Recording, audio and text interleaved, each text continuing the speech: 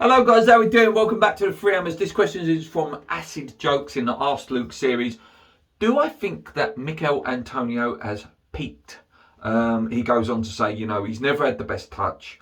And since his injury, it seems like he's lost a yard of pace. And maybe that's why he's missed a few of those chances, like against Arsenal and things like that. It's a good question, mate. It's a valid question, I think. I think he has, since the injury, played within himself a little bit. And, that injury is becoming quite common now with him. We're always holding our breath when he opens up and, goes for it. We're always thinking, is this the one where he's going to pull up? Is this the one where he's going to hold his leg? So, when you're playing within yourself, obviously, your mind's preoccupied with other stuff. So again, it's a valid question. Has he peaked? His form towards the end of last season is one of the key reasons why we stayed up. He scored a fantastic amount of goals in a short period of time. He started the season quite well. And up until that second injury this year, he was doing well. He hasn't looked as dominant in the games recently. And like you say, he's missed a few sitters and things like that. But again, I think we have to judge him on when he gets back to full speed again, if he ever does again. And then obviously your question did go on to ask, do I think we need to invest and find someone in the summer? 100%. And I think not just one, two. The bench against Arsenal proved that.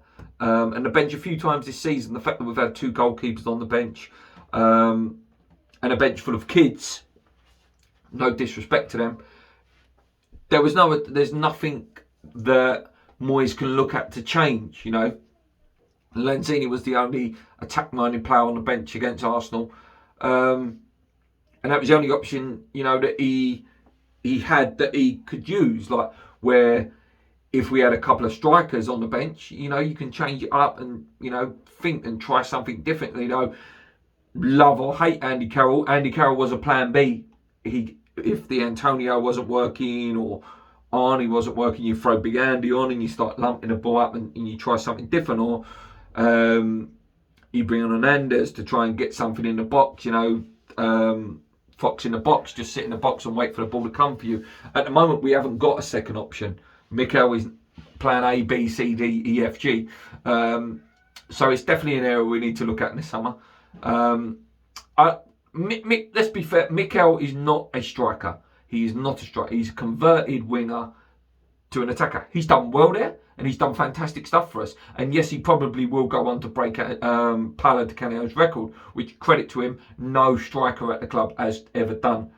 But again, and I'm not just picking it up because of the Arsenal game, but you can see areas of his game where a striker wouldn't do what he did. For example, the Rice run, against Arsenal, when Rice burst through, he ran towards him. A striker would run away to, distract other defenders, occupy them and potentially free up more room for Rice, or so that Rice could play the ball to him because they've been played too. But because Antonio ran towards Rice, obviously it made it a lot easier for Arsenal to defend against that.